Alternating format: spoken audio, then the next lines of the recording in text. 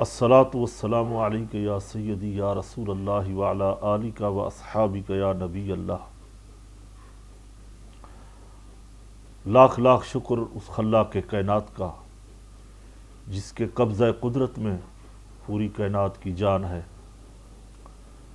بے شمار لاکھوں درود و سلام حضور سید الانام امام الانبیاء وجہ تخلیق کائنات جناب محمد رسول اللہ صلی اللہ علیہ وسلم کی ذات مقدسہ پر۔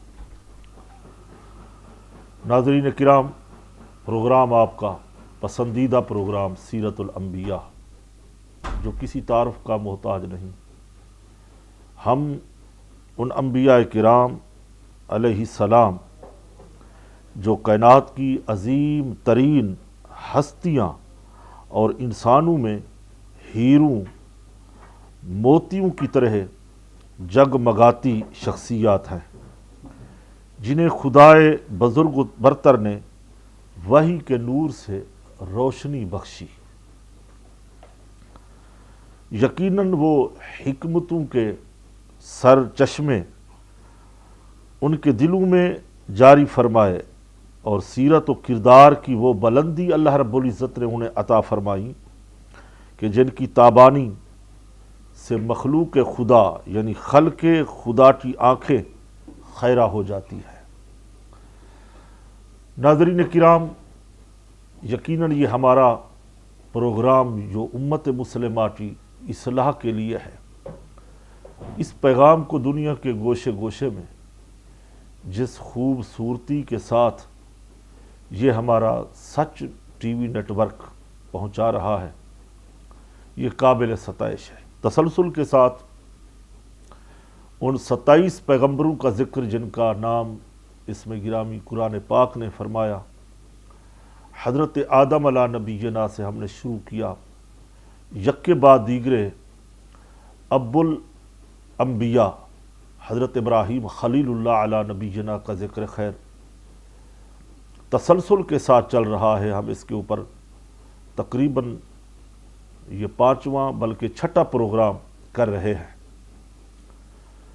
تو آئیے آج اسی پروگرام کو، اسی بیان کو آگے لے کے چلتے ہیں، آپ کی سیرت اور کردار، افکار، عبادت اور ریاضت، آزمائش کا جائزہ لیتے ہیں کہ یقیناً اغلب گمان ہے اور حقیقت بھی اسی میں ہے کہ انبیاء کرام معصوم ہیں، اللہ تعالیٰ کے محبوبان ہیں۔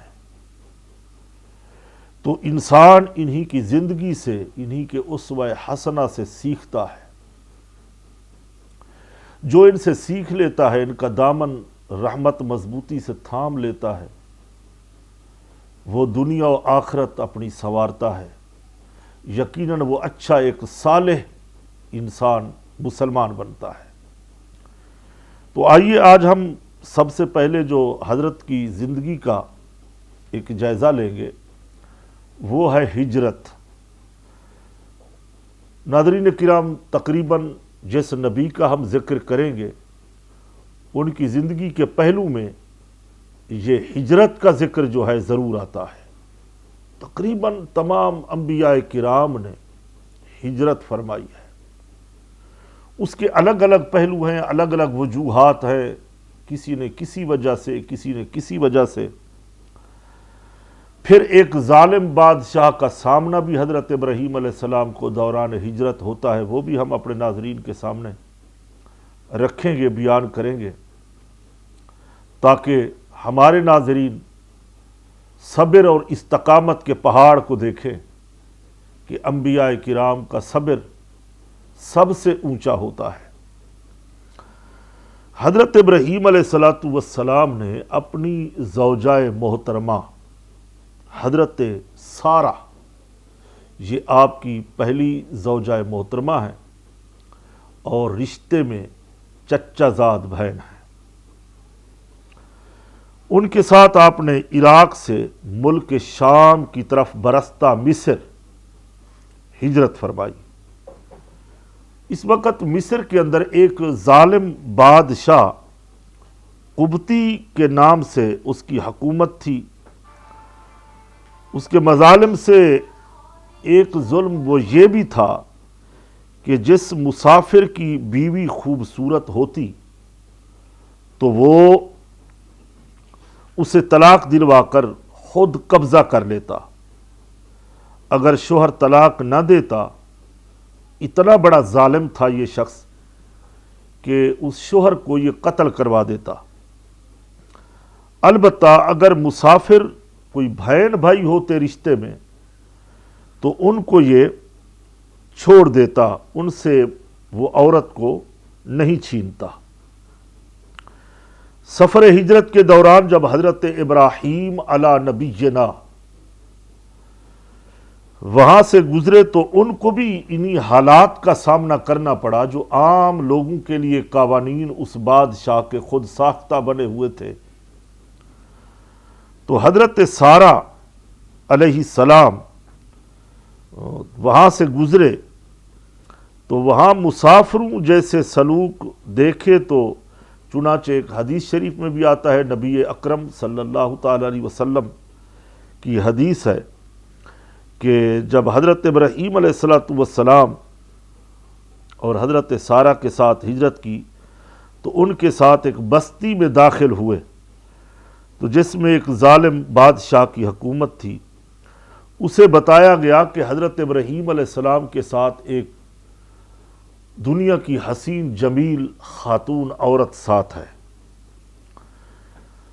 تو وہ بستی میں داخل ہوئے ہیں، اس ظالم نے آپ علیہ السلام کے پاس پیغام بھیجا کہ اے ابراہیم، تمہارے ساتھ یہ عورت کون ہے؟ تو اس موقع پر حضرت ابراہیم علیہ السلام نے ارشاد فرمایا کہ یہ میری دینی بہن ہے، اپنی بہن بیٹیوں کو اسلامی بہن کہہ دیتے ہیں۔ پھر حضرت ابراہیم علیہ السلام بی بی سارہ کے پاس تشریف لائے اور فرمایا کہ ایسا ایسا معاملہ ہے، یہ بادشاہ پہلے پوچھتا ہے تو میں نے انہیں یہ جملہ کہا ہے کہ سارہ میری بہن ہے، اگر آپ سے بھی کوئی بات ہو تو آپ نے بھی یہی کہنا ہے۔ ناظرین کرام، یہ اللہ کے نبی کی بات تھی اور بیگم سے کہہ رہے تھے کہ اسی طرح بات کرنی ہے، میری بات کو جھٹلانا نہیں۔ تو اسی طرح وہ بادشاہ آگے بڑھا اور اللہ کے اس پیغمبر کو مخاطب کیا اور وہ عورت ان سے چھینی گئی۔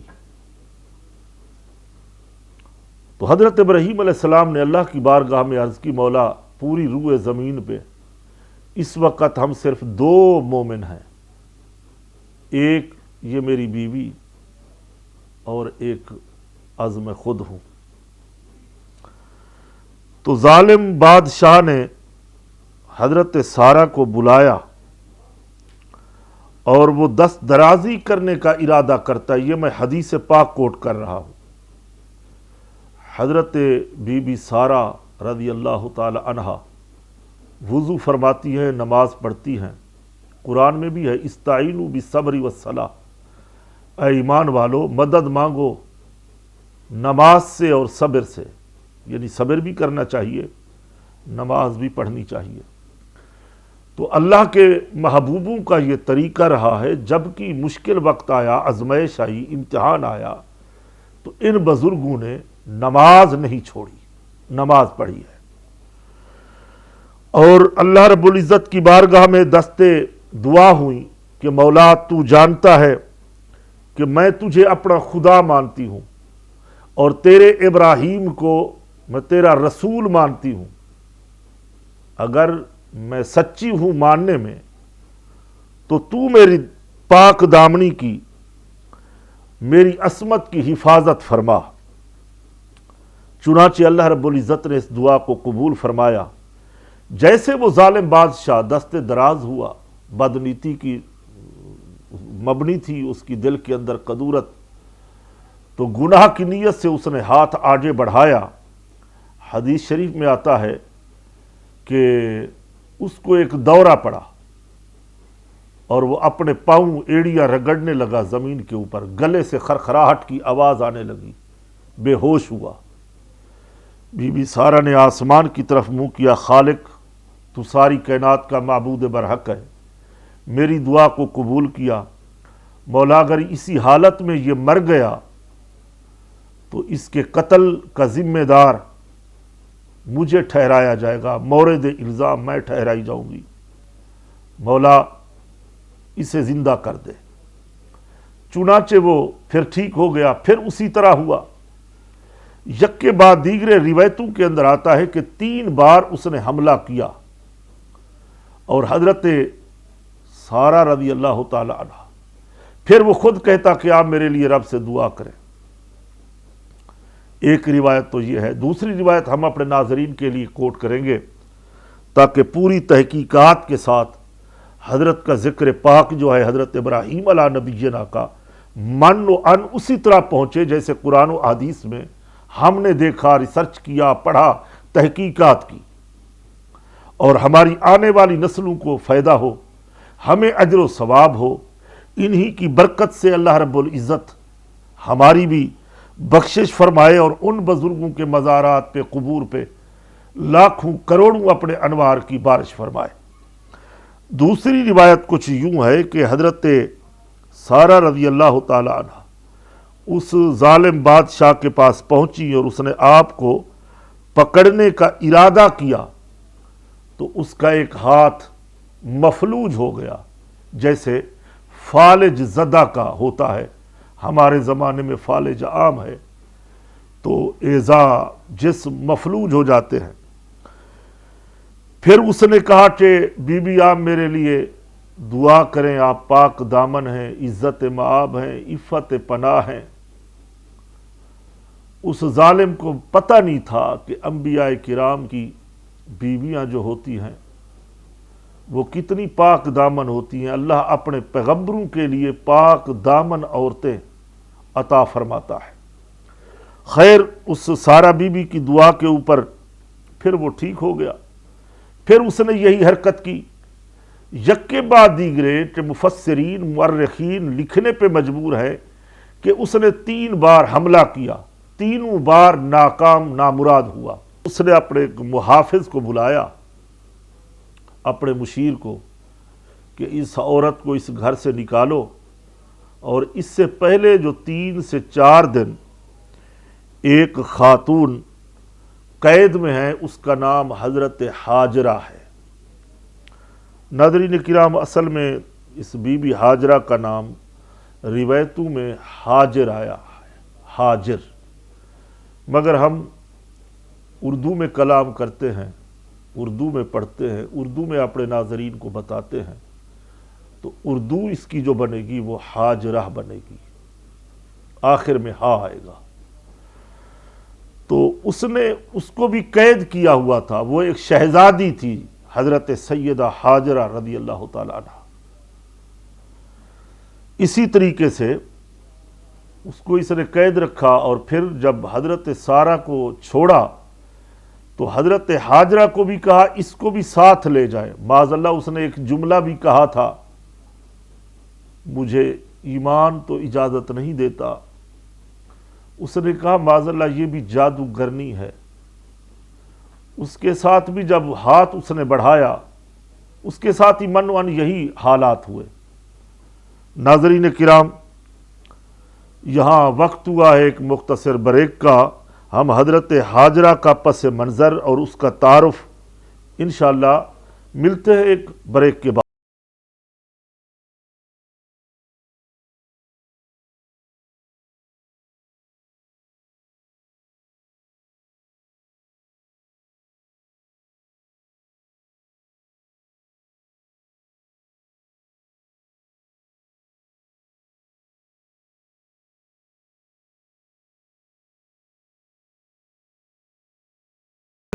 ایک بار پھر پروگرام سیرت الانبیاء میں ہم اپنے ناظرین کو خوش آمدید کہتے ہیں۔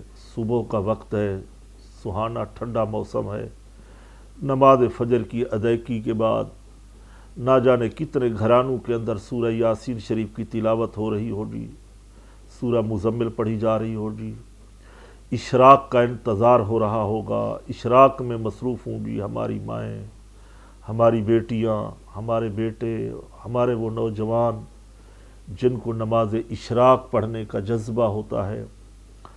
اللہ رب العزت اس اشراق والی عبادت کو بھی اپنی بارگاہ میں قبول فرمائے، اور کچھ ہماری بیٹیاں بہنیں اپنے نونہال بچوں کو تیار کر رہی ہیں اسکول کالج بھیجنے کے لیے، ان کے ساتھ اچھی اچھی باتیں اور یہ سیرت الانبیاء پروگرام بھی ماشاءاللہ ملاحظہ فرمایا جا رہا ہے۔ تو آئیے، ہم ذکر کر رہے تھے سیدہ سارہ رضی اللہ تعالی عنہ کا، اور دوسری جو خاتون شہزادی اس ظالم بادشاہ کی گرفت میں تھی، قید میں تھی، اس کا نام حضرت سیدہ ہاجرہ رضی اللہ تعالی عنہ۔ ناظرین کرام، حضرت سارہ یہ واقعات جو پیش آئے تو کچھ عرصہ پہلے یہی حالات حضرت ہاجرہ رضی اللہ تعالی عنہ کے ساتھ بھی ایسے ہی واقعہ ہوا تھا۔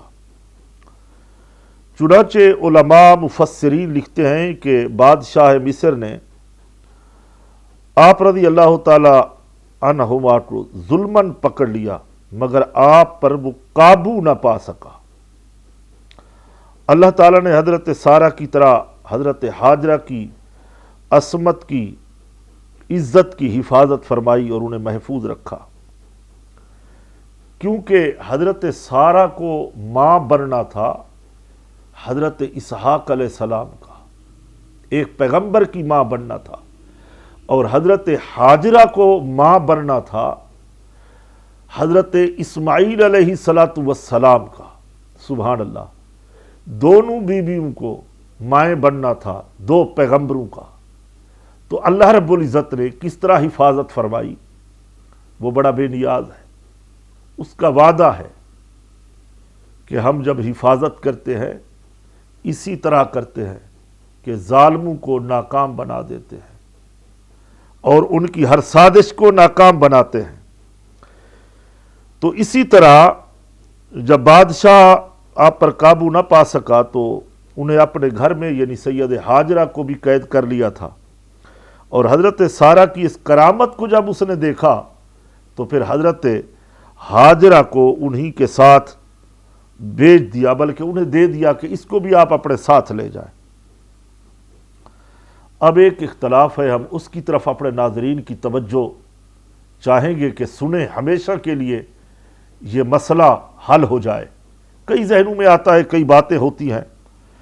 ایک بات قابل توجہ یہ ہے کہ یہودی اور عیسائیوں کی کتابوں میں، ان کے نظریات میں یہ لکھا ہے کہ حضرت ہاجرہ رضی اللہ تعالی عنہا باندی تھی، یہاں تک کہ بائبل جو ان کی ایک کتاب ہے مؤلفین نے، اس کے اندر بھی لکھا ہے، جان بوجھ کر کہا ہے کہ وہ باندی اور لونڈی تھی، وہ لونڈی کے طور پر پیش کرتے ہیں۔ یہ بڑی اسلام کے خلاف ایک سازش ہے۔ امام الانبیاء صلی اللہ تعالی علیہ وسلم کا مرتبہ و مقام کم کرنے کی یہ گہری وہ سازش کرتے ہیں۔ یہود و نصارہ نبی کریم علیہ السلام کے پاکیزہ نسب پر بھی طعن کرتے ہیں، حالانکہ حقیقت یہ ہے کہ حضرت ہاجرہ باندی نہیں بلکہ ایک شہزادی ہے۔ ناظرین کرام، جنہیں مصری بادشاہ نے خدمت گاری کے لیے حضرت سارہ کو دیا، علماء امام ضحاک رحمۃ اللہ علیہ فرماتے حضرت ہاجرہ ایک مصری بادشاہ کی شہزادی تھی، اور شہزادی حضرت ہاجرہ پر انہوں نے قبضہ کیا۔ وہ ایک علاقے میں گئے، وہاں پہ کچھ معاملات ہوئے، اس علاقے کا نام منف تھا۔ ناظرین کرام، آج کل اس ہمارے زمانے میں اس علاقے کا نام منوفیہ ہے۔ تو وہاں وہ ظالم بادشاہ رہتا تھا، وہ غلبہ پا کر اس نے ایک بادشاہ کو قتل کیا اور اس شہزادی کو لے آیا، قبضہ کر لیا۔ پھر وہ حضرت سارہ کو دی. حضرت سارہ نے ابراہیم علیہ السلام کو تحفے میں دی. اور ایک قول اور بھی ہے ناظرین کرام، بڑے وثوق سے میں کہنا چاہتا ہوں، اگر آپ لکھیں گے، یاد رکھیں گے، سمجھیں گے تو بہت بڑا مسئلہ، ایک بہت بڑا اعتراض ختم ہو جاتا ہے. حضرت ہاجرہ کا جو باپ تھا وہ مصر کے ایک علاقے پر حکومت کرنے والا تھا، یعنی قبطی بادشاہوں میں سے وہ ایک بادشاہ تھا، اور اس کا کسی طریقے سے قتل ہوا، اور دوسرے بادشاہ نے اس شہزادی کو اپنے قبضے میں لیا. ہمارے اس زمانے کے ماضی قریب کے ایک بہت بڑے جلیل عالم، صوفی عالم گزرے ہیں، فاضل جلیل مفتی احمد یار خان نعیمی رحمۃ اللہ تعالی علیہ. ان کی تحقیق یہ ہے کہ وہ فرماتے ہیں کہ آپ لونڈی نہ تھی، کیونکہ لونڈی غلام وہ ہوتا ہے جو کفر اور اسلام کی جنگ میں کافر مسلمانوں کے ہاتھوں لگ جائے، مسلمان اسے غلام بنا لیں، اور وہ اس زمانہ میں لونڈی ہوتی ہے. مگر یہ اس زمانے میں کفر اور اسلام کی جنگ تھی ہی نہیں، تو لہٰذا آپ فیصلہ یہ کرتے ہیں، فتویٰ یہ دیتے ہیں، لکھتے یہ ہیں کہ آپ کسی مسلمان کے ہاں گرفتار ہو کر لونڈی نہیں بنائی گئی، بلکہ آپ شہزادی تھی، اور اس ظالم بادشاہ کے ہاں آپ مظلومہ تھی. تو پھر یہی ہوا کہ یہ بہت بڑا یہود و نصارہ کا اعتراض بھی ختم ہو جاتا ہے کہ مصر سے ارض مقدس کی طرف اب حضرت ابراہیم علیہ السلام کی ہم اس ہجرت کا ذکر بھی کر دیتے ہیں. اس واقعہ کے بعد حضرت ابراہیم علیہ السلام اس بستی سے روانہ ہوئے، مصر سے ارض مقدس یعنی شام کی طرف پہنچے. پھر آپ علیہ السلام اللہ عز و جل کے حکم سے حضرت لوط علیہ السلام کو سرزمین غور کی طرف روانہ کیا کہ آپ وہاں تبلیغ کریں، اسلام کا کام کریں. اس میں ایک شہر ہے صدوم، وہاں حضرت لوط علیہ السلام نے رہائش اختیار فرمائی، وہاں کے باشندوں کو تبلیغ فرمائی. بہت کافر فاجر لوگ رہتے تھے، بت پرستی ہوتی تھی. اسی طرح ہر نبی رسول نہیں ہوتا، ہر رسول نبی ہوتا ہے. ناظرین کرام، اب اللہ رب العزت نے اس کے بعد حضرت ابراہیم علیہ السلام کو عجائبات اور مشاہدات کرائے. اللہ اکبر. ارض مقدس میں ایک دن اللہ رب العزت نے آپ کو عجائبات کا عالم اس طرح مشاہدہ کروایا کہ ہر ظاہر اور مخفی یعنی ظاہری اور چھپی ہوئی چیزیں حضرت ابراہیم علیہ السلام کے سامنے وہ ساری چیزیں رکھ دی. مخلوق کا کوئی عمل ان سے نہ چھپا. اور اس مشاہدے سے مقصد یہ تھا کہ اپنے بندے کو مشاہدہ کرانا، چھپی ہوئی ظاہری چیزیں دکھانا کہ آپ علیہ السلام کو عین الیقین ہو جائے. علم الیقین، حق الیقین، عین الیقین، یہ یقین کے 3 مقامات اللہ رب العزت نے قرآن میں بیان فرمائے ہیں، سورہ تکاثر کے اندر. اور قرآن فرماتا ہے وَكَذَلِكَ نُورِي إِبْرَاهِيمَ مَلَكُوتَ السَّمَاوَاتِ وَالْأَرْضِ وَلِيَكُونَ مِنَ الْمُوقِنِينَ. اور اسی طرح ہم نے ابراہیم علیہ السلام کو آسمانوں اور زمینوں کی عظمت، عظیم سلطنت دکھاتے ہیں، اور اسی لیے وہ عین الیقین والوں میں سے ہو جائے. سبحان اللہ. تو یہاں آسمان و زمین کی بادشاہی سے کیا مراد ہے؟ حضرت عبداللہ بن عباس رضی اللہ تعالیٰ عنہ فرماتے ہیں کہ اس سے آسمانوں اور زمینوں کی مخلوق مراد ہے. حضرت مجاہد اور حضرت سیدنا سعید بن جبیر رضی اللہ تعالیٰ عنہما کہتے ہیں کہ اس سے آسمانوں اور زمینوں کی نشانیاں مراد ہیں. وہ اس طرح کہ حضرت ابراہیم علیہ الصلوۃ والسلام کو بیت المقدس کے اس پتھر پر کھڑا کر دیا جس کو مقام صخرہ کہتے ہیں، چٹان پر کھڑا کیا اور آپ کے لیے تمام آسمانوں کا مشاہدہ کھول دیا گیا، یہ دروازے کھول دیے گئے، یہاں تک کہ کھڑے تھے زمین پر مقام صخرہ میں، اللہ رب العزت کے وہ خزانے دیکھ رہے تھے، مثال کے طور پہ عرش، کرسی، آسمانوں کے تمام عجائب، اور جنت میں اپنے مقام کا بھی معائنہ فرمایا۔ اللہ اکبر! یہ ہوتے ہیں انبیاء کرام جنہیں عین الیقین کہا جاتا ہے۔ وہ دنیا میں رہتے ہوئے جنت میں اپنے محل، اپنے باغات دیکھ لیتے ہیں، بلکہ اپنے بھی، اپنے غلاموں کے بھی محل دیکھ لیتے ہیں، اپنے نواسوں کے بھی محل دیکھ لیتے ہیں، اپنی بیٹیوں کو بھی کہتے ہیں کہ تم جنت کی عورتوں کی سردار ہو۔ سبحان اللہ! تو اپنے مقام کا معائنہ فرمایا، پھر آپ کے لیے زمین کا مشاہدہ کھول دیا گیا کہ اے میرے بندے ابراہیم، میرے خلیل، ذرا نیچے زمین کو دیکھے۔ تو سب سے نیچے کی زمین تک نظر گئی اور زمینوں کے تمام عجائبات دیکھے گئے۔ مفسرین کرام کا اس بات میں اختلاف ہے کہ یہ رؤیت باطنی نگاہ کے ساتھ تھی یا سر کی آنکھوں سے، یعنی خواب کی صورت میں دیکھ رہے تھے، رویا کی صورت میں، یا جاگتے ہوئے سر کی آنکھوں سے۔ مگر یہاں ایک نکتہ قابل ذکر ہے، ہم اپنے ناظرین کو ضرور بتائیں گے۔ حضرت ابراہیم علیہ السلام کو عظیم معراج ہوئی، مگر وہ ہمارے آقا حضور سید عالم صلی اللہ تعالی علیہ وسلم جناب محمد الرسول اللہ صلی اللہ علیہ وسلم کو اس سے بھی بہت بڑھ کر معراج ہوئی۔ ان کو تو عجائبات اور پھر جنت، اپنا مقام دکھایا گیا۔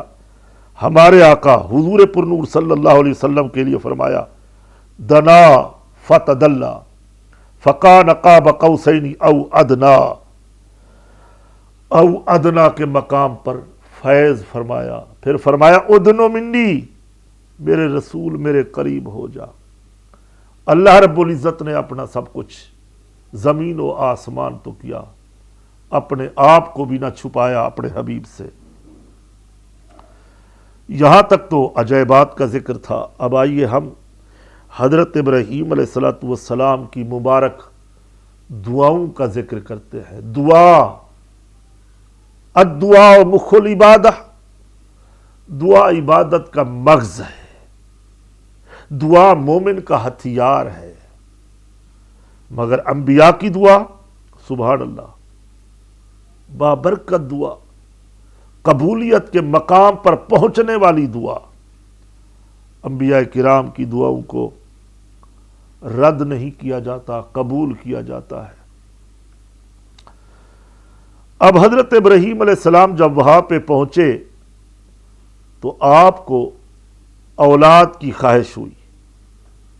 ارض مقدس پہنچنے پر دل میں خیال آیا کہ رب سے دعا کریں، اللہ مجھے اولاد دے۔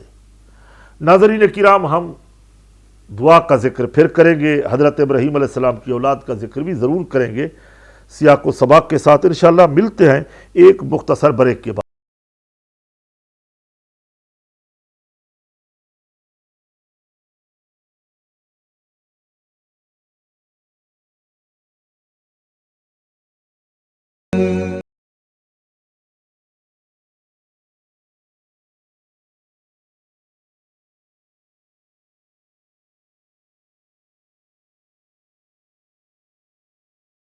ایک بار پھر پروگرام میں خوش آمدید کہتے ہیں۔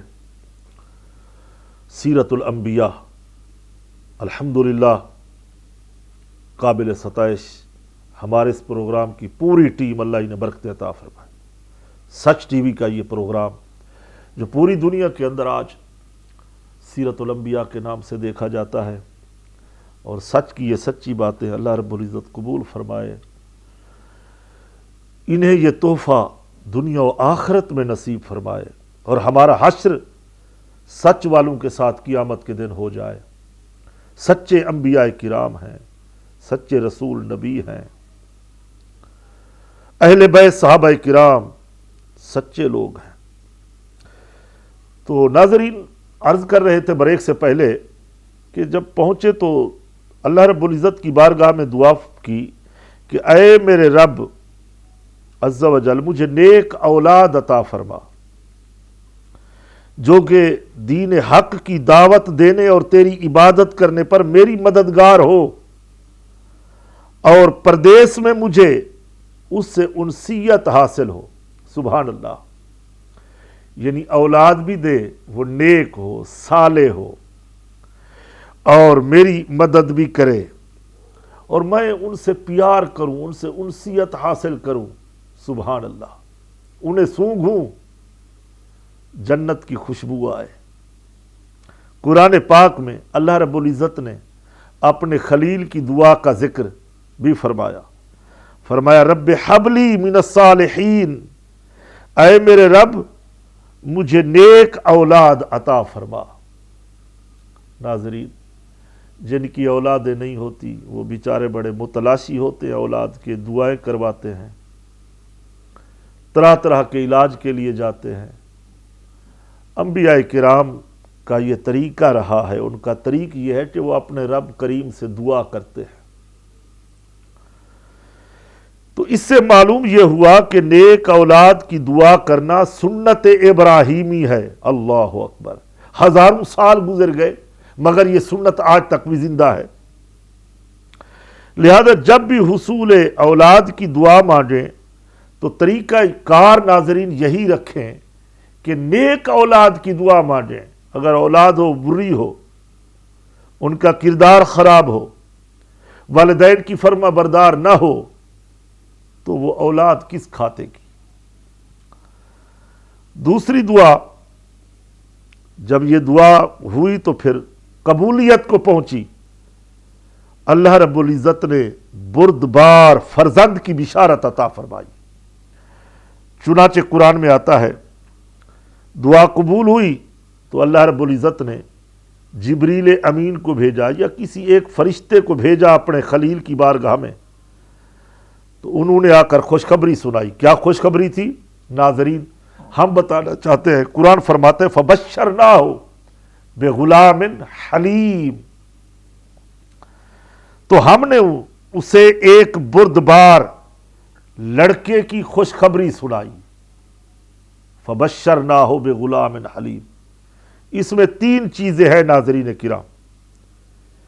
اسی آیت کے اندر تین چیزیں، تین بشارتیں موجود ہیں، ایک بشارت نہیں، تین بشارتیں جب ہم غور کرتے ہیں اس میں ایک تو یہ ہے کہ ان کے ہاں اولاد ہوگی، تمہارے ہاں اولاد ہوگی، اور وہ ہوگا لڑکا، اولاد ہوگی لڑکا ہوگا، یہ ایک بشارت۔ دوسری بشارت یہ ہے کہ وہ بالغ بھی ہوگا، حد بلوغت تک پہنچے گا، اس عمر تک پہنچے گا۔ دو، تیسری خوشخبری اس میں یہ سنائی حلیم کے معنی کہ وہ عقل مند اور بردبار ہوگا۔ سبحان اللہ، دعا قبول ہوئی حضرت خلیل علیہ السلام کی کہ مولا مجھے صالح اولاد عطا فرما، بردبار اولاد عطا فرما۔ فَبَشَّرْنَاهُ بِغُلَامٍ حَلِيمٍ، ہم نے ان کی دعا کو قبول فرمایا۔ جو وہ تین خصوصیات چاہتا تھا اپنے بچوں میں، ہم نے اسی طرح ان کو اولاد دے دی۔ کتنا کریم ہے میرا رب، کس قدر اپنے انبیاء سے محبت فرماتا ہے، اپنے محبوبوں کی دعاؤں کو قبول کرتا ہے۔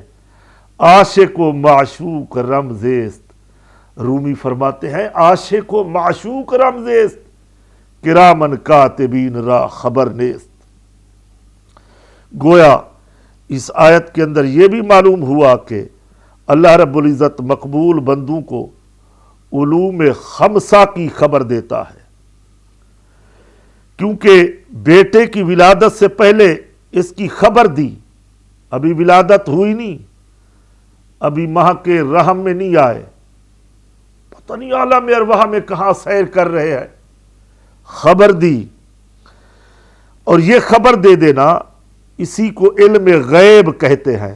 جی ہاں، بلکہ ان 5 علوم میں سے ہے جن کا علم اللہ تعالیٰ کے پاس ہوتا ہے، وہ بطور خاص قرآن میں مذکور ہے، آیا ہے، جیسا کہ ارشاد باری تعالیٰ ہے، ان اللہ عندہ علم الساعہ وینزل الغیث، بے شک قیامت کا علم اللہ ہی کے پاس ہے، اور وہ بارش اتارتا ہے اور جانتا ہے جو کچھ ماؤں کے پیٹ میں ہے، اور کوئی شخص نہیں جانتا کہ وہ کل کیا کمائے گا، اور کوئی شخص نہیں جانتا کہ وہ کس زمین میں مرے گا، بے شک میرا اللہ علم والا خبردار ہے۔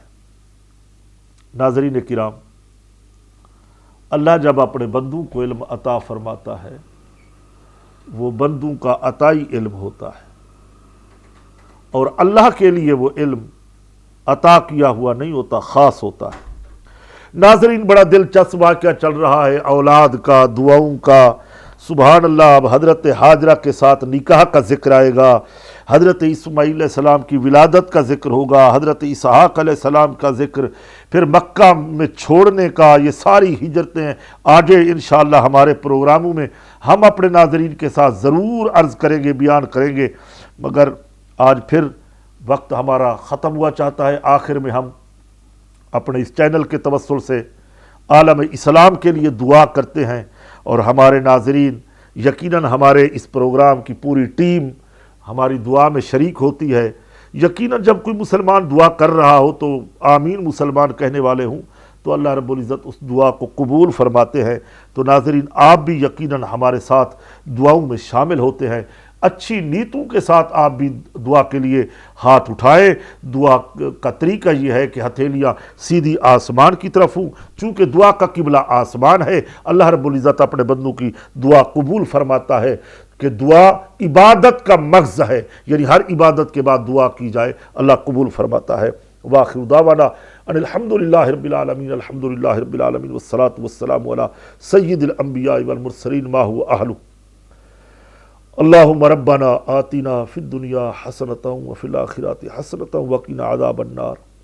اللہم رب حب لی من الصالحین فبشرناہ بغلام حلیم۔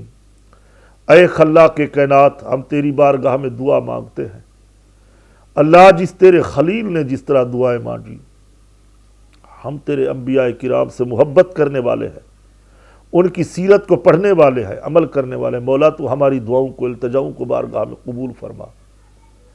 یا ارحم الراحمین، مولا پیارے حبیب علیہ السلام کے صدقے بے اولادوں کو نرینہ صالح اولاد عطا فرما، بے رزقوں کو رزق عطا فرما، جو بے گناہ قیدی ہے انہیں کی رہائی عطا فرما، جو ظالم کے ظلموں کی گرفت میں ہیں مولا انہیں آزادی عطا فرما۔